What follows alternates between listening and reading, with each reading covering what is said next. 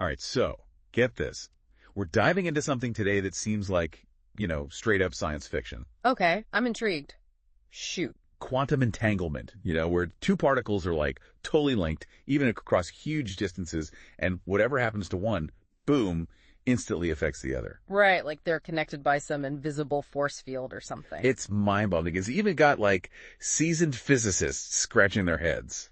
So we're going to try to unpack this whole thing, and we're using this blog post called Puzzle P6, Disentangling the Entanglement. Catchy title. Right.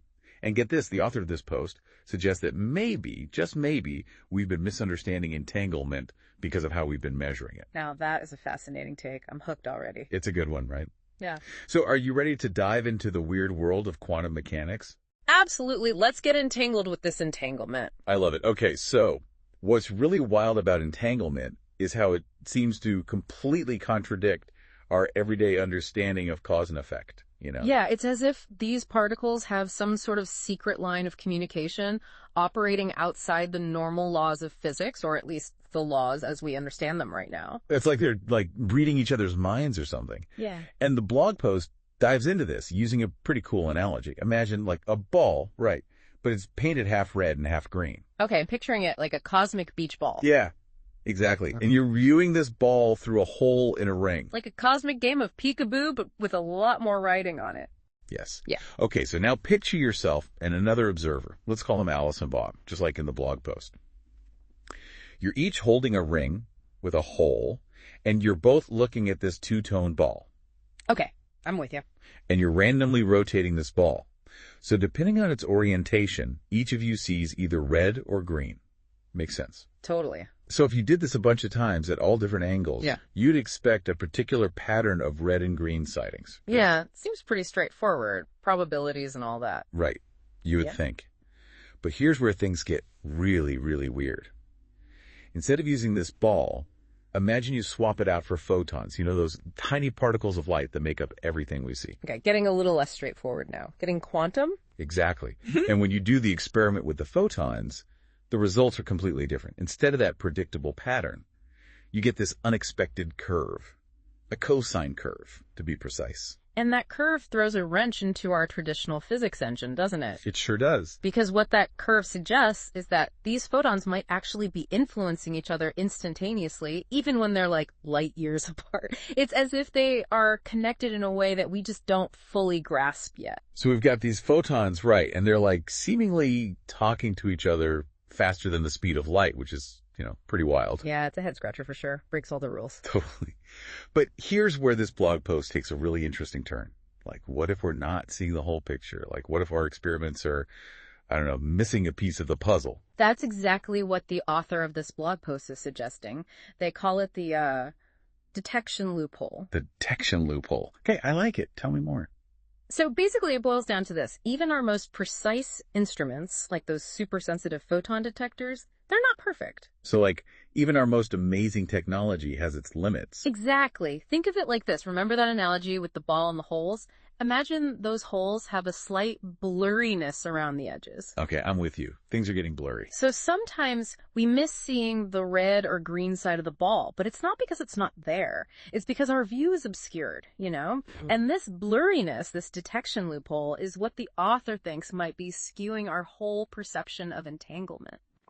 Okay, so how does this detection loophole play out in like real world experiments with these photons? Are we saying that we're not even detecting all the photons? Bingo! You got it. That's exactly what we're saying. And this blog post highlights how even this seemingly tiny detail, missing a few photons here and there, could have a massive impact on how we interpret the results. Wow. So it's like we're basing these huge conclusions about, the nature of reality on potentially incomplete information. It's a bit like trying to understand a whole book after only reading like every other page. You're going to miss some crucial parts of the story. And the author even mentions a study by Dr. Elaine Aspect. He's a pioneer in quantum optics. Anyway, he found significant variations in photon detection rates depending on the angle of measurement. So it's not just theoretical, you're saying. This is actually happening in these experiments. Exactly. It's a real factor. And get this, the author of the blog post actually took this idea and ran with it. They went back to that colored ball analogy, but factored in these missed detections. And guess what? What? Don't leave me hanging.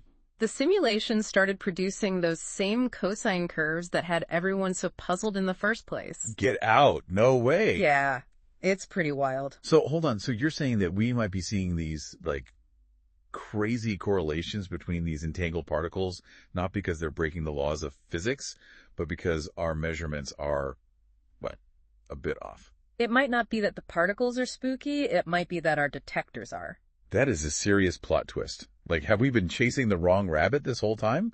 It's Yeah. like we thought entanglement was this like magical, spooky action at a distance thing, but maybe it's more about us needing like better equipment. Yeah, it's a good reminder that even with all our fancy technology, we're still limited by what we can observe. It's like the universe keeps reminding us, hey, don't get too cocky. You haven't figured it all out yet. Totally. Yeah.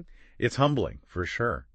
But, okay, so where does this leave us with entanglement? Are we saying it's just a big misunderstanding? Or is there still room for, those mind-bending possibilities, the stuff that seems to defy the laws of physics as we know them? Well, I wouldn't say it's a complete misunderstanding. It's more like this detection loophole opens up a whole new world of questions and possibilities, right? It could be that entanglement, even if it doesn't involve like faster than light communication, still holds secrets that could totally change how we understand the universe. Okay, so it's not case closed. It's more like the investigation continues. Exactly. And that's the beauty of science, right? It's not about being right or wrong. It's about constantly questioning, exploring, and being open to having our minds blown. I like the way you think. So for anyone listening who's ever, looked up at the stars and just felt that sense of awe and wonder, this deep dive into entanglement, it's a good reminder that we're still just scratching the surface of what we know about the universe. There's still so much out there to discover. So many more of these detection loopholes to uncover, I'm sure. Maybe our understanding of the universe is full of blurry holes. Who knows what amazing breakthroughs are waiting for us when we figure out how to see past them. That's what makes all this so exciting. The possibilities are truly endless. It's mind-blowing, for sure.